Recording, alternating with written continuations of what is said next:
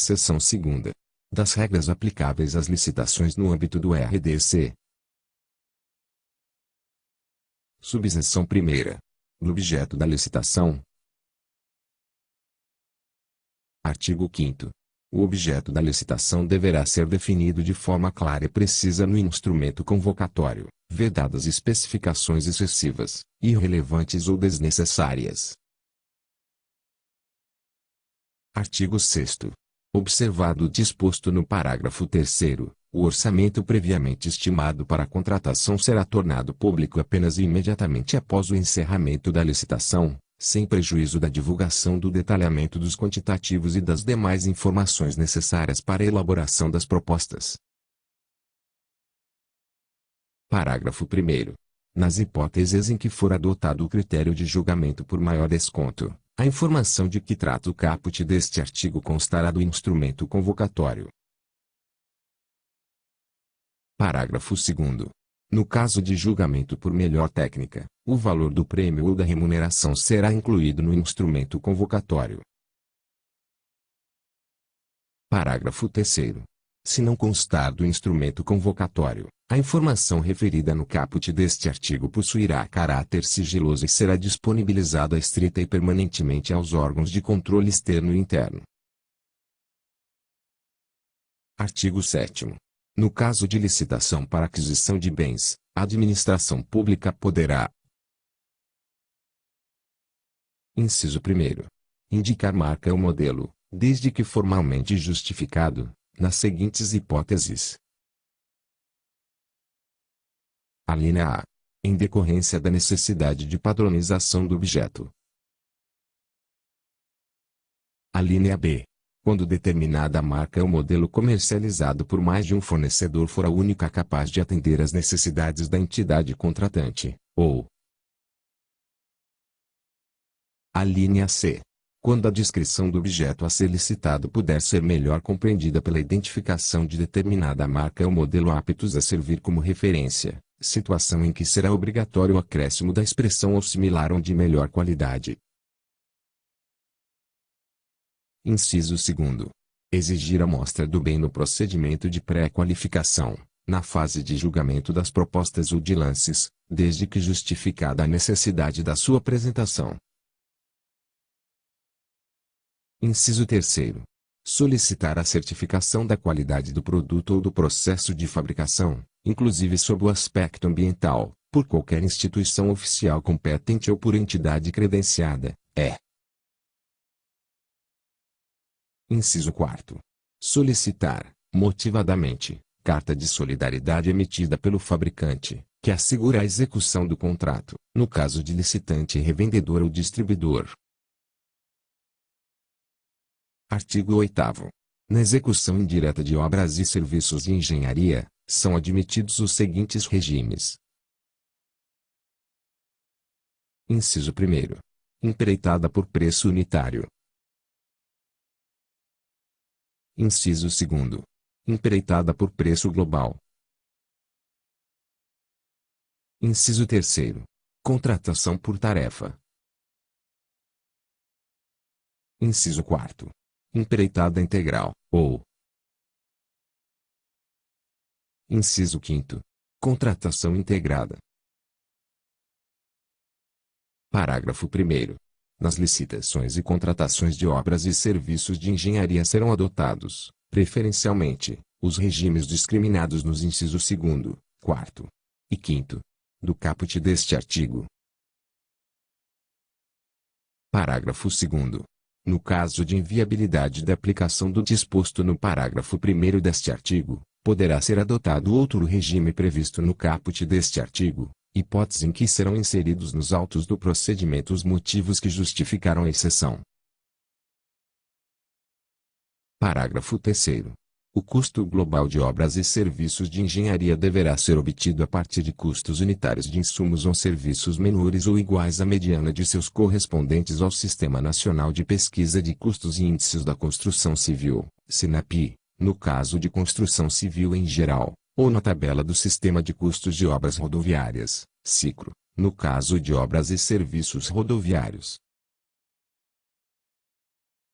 Parágrafo 4º.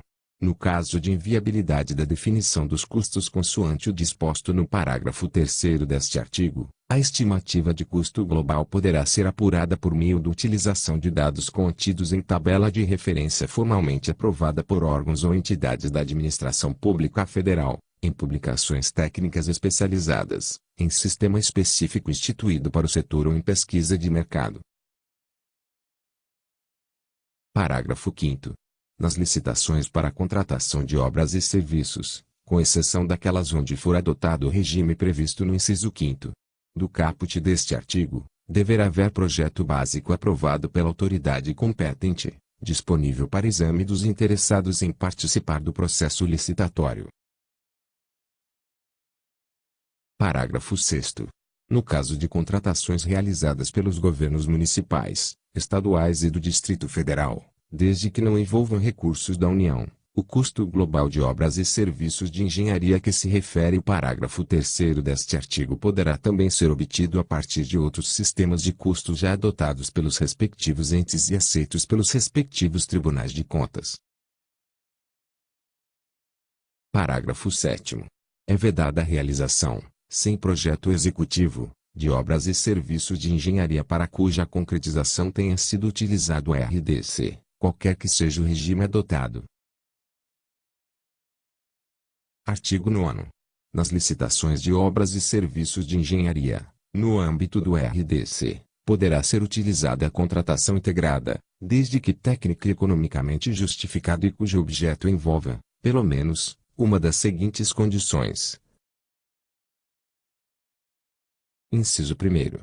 Inovação tecnológica ou técnica. Inciso 2º. Possibilidade de execução com diferentes metodologias, ou. Inciso 3º. Possibilidade de execução com tecnologias de domínio restrito no mercado. Parágrafo 1º.